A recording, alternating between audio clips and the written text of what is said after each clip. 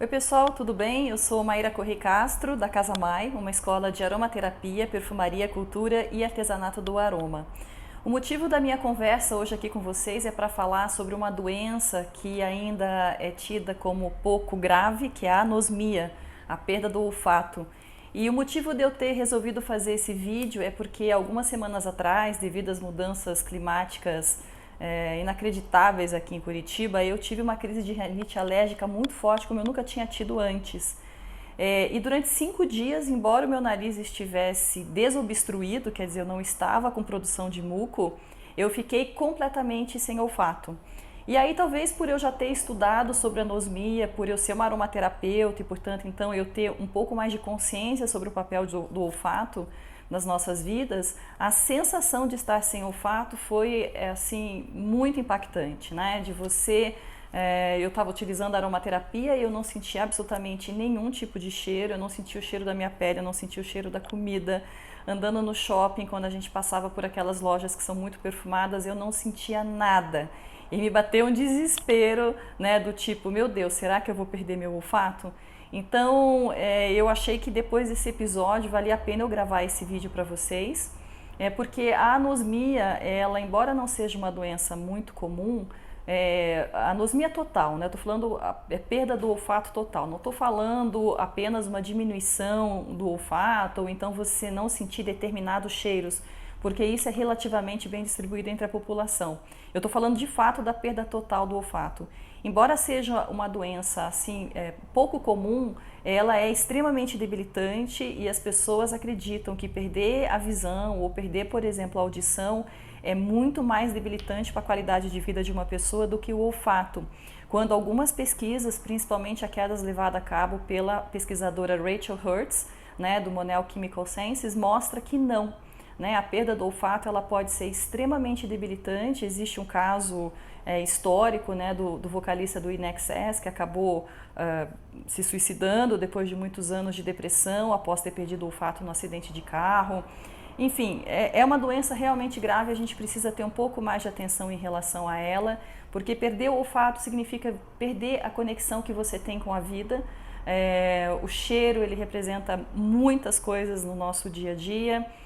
Então, eu quero assim dar uma dica para vocês que de repente lidam com pacientes, interagentes que vivem essa situação de perda do olfato, de não menosprezar em primeiro lugar essa situação, de buscarem junto com o seu paciente interagente que é anósmico, uma parceria com os médicos e os fisioterapeutas que estão trabalhando em relação a essa perda de olfato, para que você, enquanto aromaterapeuta, possa auxiliar nesse processo, né? E aí a dica que eu quero trazer, na verdade, é sobre uma organização sem fins lucrativos que existe nos Estados Unidos, chamada absent.org, e eles oferecem ajuda para quem quer recuperar o olfato. Depois eu vou deixar os links para vocês aqui nos comentários. E o que eles comentam nessa organização nos Estados Unidos é que se você treina o teu olfato depois de ter havido o episódio de anosmia, acaba sendo mais fácil recuperar o olfato. Eles salientam bastante que esse tipo de treinamento não é uma cura, não existe uma promessa de cura. Ao mesmo tempo, eles dizem que é necessário que haja uma disciplina do paciente para que de fato ele faça esse treinamento olfativo, pelo menos 2 vezes por dia durante 4 meses, né? E eles também comentam que é como se você estivesse fazendo uma fisioterapia para o seu nariz. O procedimento desse treinamento para recuperação do olfato, na verdade, é muito simples. A Absent, eles sugerem que você trabalhe com potes de vidros, e no fundo desses potes de vidro você coloca um papel do tipo mata-borrão, desses de fita olfativa, ou simplesmente um papel canson branco normal. Pode fazer, por exemplo, cortar o papel no formato do fundo desse potinho de vidro, né, um potinho pequeno. E aí você vai pegar 4 desses potes de vidro e para cada um deles você vai utilizar um óleo essencial diferente. Então no primeiro pote de vidro você vai colocar algumas gotas, digamos umas 5, 6 gotas do óleo essencial de limão. No outro potinho de vidro você coloca também essa mesma quantidade de gotas do óleo essencial de rosa. Eu acredito que dê para ser também um absoluto de rosa. Aí no outro pote você vai colocar umas 3 gotas de cravo da Índia, 3, 4 gotas. E aí no outro pote você vai colocar a mesma quantidade, 4, 5, 6 gotas de eucalipto, que pode ser um eucalipto globulus, um eucalipto radiata, né? E aí etiqueta os potes, evidentemente, tenta não trocar a tampa de um pelo outro, né? E aí 2 vezes por dia você vai oferecer para o teu interagente, ele vai levar esses potinhos para casa para ele fazer também o treinamento sozinho, de fazer a experimentação olfativa desses cheiros. Então, o interagente, o paciente anósmico, ele vai abrir o potinho de limão, ele vai colocar o nariz perto do pote e vai ficar respirando normalmente, não precisa ser profundas respirações, é uma respiração normal, durante 20 segundos. Aí ele fecha o potinho. E aí é interessante que ele se autoavalie em relação a 4 itens que a Absent determina. O primeiro é se ele sente a força desse cheiro numa escala de 0 a 5. 0, não sinto nada, e 5 seria sinto normal, né? Depois que ele avalia essa percepção olfativa em relação ao reconhecimento do cheiro, né? Então também de 0 a 5. 0, esse cheiro para mim eu não consigo saber do que é. É claro que para ele conseguir reconhecer um cheiro depende da pessoa ter sentido esse cheiro. E 5 do tipo, sim, eu consigo reconhecer esse cheiro é o cheiro do limão, né? No caso do limão. Depois, o terceiro ponto de avaliação seria um pequeno comentário acerca desse cheiro. No caso, por exemplo, da pessoa estar inalando um cítrico, dela dizer, isso aqui me parece pontiagudo, borbulhante no nariz, algum comentário sobre o cheiro.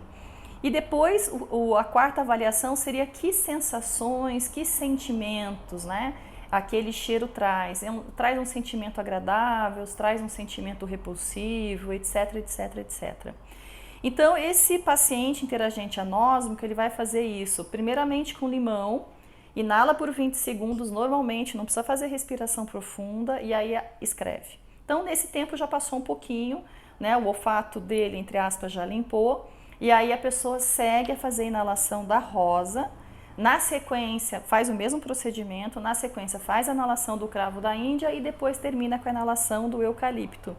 Então, o Absent solicita que esse treinamento olfativo seja feito 2 vezes ao dia, digamos de manhã e à tarde, de manhã e à noite, durante 4 meses, né? E depois, se vocês entrarem no site do Absent, vocês vão ver que existem vários depoimentos de pacientes que tinham anosmia e recuperaram, ou pelo menos melhoraram o olfato. Mas o que eu queria chamar a atenção realmente é para a gravidade dessa doença, que hoje é muito pouco falada, né? Inclusive a Rachel Hertz, essa psicóloga, essa pesquisadora do olfato, na verdade, ela não é apenas uma psicóloga, né? Ela também é uma neurocientista. Inclusive depois, nos Estados Unidos, em cortes, onde pacientes acometidos de anosmia tentavam receber uma aposentadoria, um seguro-saúde pela invalidez, né? E até que ela tivesse feito esse depoimento como cientista, esse tipo de seguro não era dado a eles, porque se acreditava que a doença não impedia a sua qualidade de vida, né? Hoje isso está completamente mudado, né? E a anosmia total é um processo que vai acontecer por situações muito graves, como por exemplo um traumatismo craniano após um acidente, eventualmente um AVC, né, um aneurisma, doenças neurodegenerativas em estado avançadíssimo também podem fazer com que o olfato fique inoperante. E uma outra coisa importante que vocês têm que saber enquanto aromaterapeutas é que o fato da pessoa ser anósmica não significa que as moléculas não estão sendo inaladas e entrando na corrente sanguínea delas através da absorção pelos alvéolos pulmonares. Então, essa inclusive é uma das questões complicadas dos pacientes anósmicos, porque como eles não sentem o cheiro, então aquele mecanismo de defesa natural que a gente tem do olfato, quando o ambiente está no ar, né, o ar atmosférico do ambiente está saturado, poluído de moléculas que podem fazer mal, você justamente não sente. Se sente na hora que você começa a se sentir sufocado e começa a tossir, né? Então, antes de vocês oferecerem esses óleos essenciais, verifiquem se não há nenhum tipo de contraindicação, né? A absorção dessas moléculas através dos pulmões por esses pacientes, né? Sobretudo cravo e eucalipto, porque limão e rosa tem muito pouca contraindicação no que se refere à inalação, né? O cravo, ele é sensibilizante da mucosa, eventualmente pode sensibilizar um pouquinho também a mucosa das vias inferiores, o eucalipto idem, mas dessa maneira como o Absent fez o treinamento, eu acredito que seja muito seguro, né? Você inalar por 20 segundos, normalmente apenas aproximando, né? Que você vai dar aquela cafungada, não é isso, né? É um treinamento, realmente eu considero bastante seguro, mas de qualquer maneira, todo aromaterapeuta está sempre ligado nessas questões de contraindicação. Então era isso que eu queria deixar, esse recado para vocês. Se vocês quiserem um apoio, algum suporte para tratamento dos pacientes interagentes que são anósmicos, entre em contato comigo, meu e-mail está no site da casamai.com.br. Na medida do possível eu tento auxiliar em relação até à tradução, se houver necessidade desse material da absent.org, mas o site ele é bastante didático e eles têm também uma conta no Twitter que dá para vocês seguirem, a fundadora tem uma conta no Twitter. Então, mas se quiserem algum tipo de auxílio, eu fico à disposição. Vocês podem entrar em contato por e-mail, através do e-mail que está lá no site da Casa Mai, tá bom? Um beijo para vocês e até a próxima!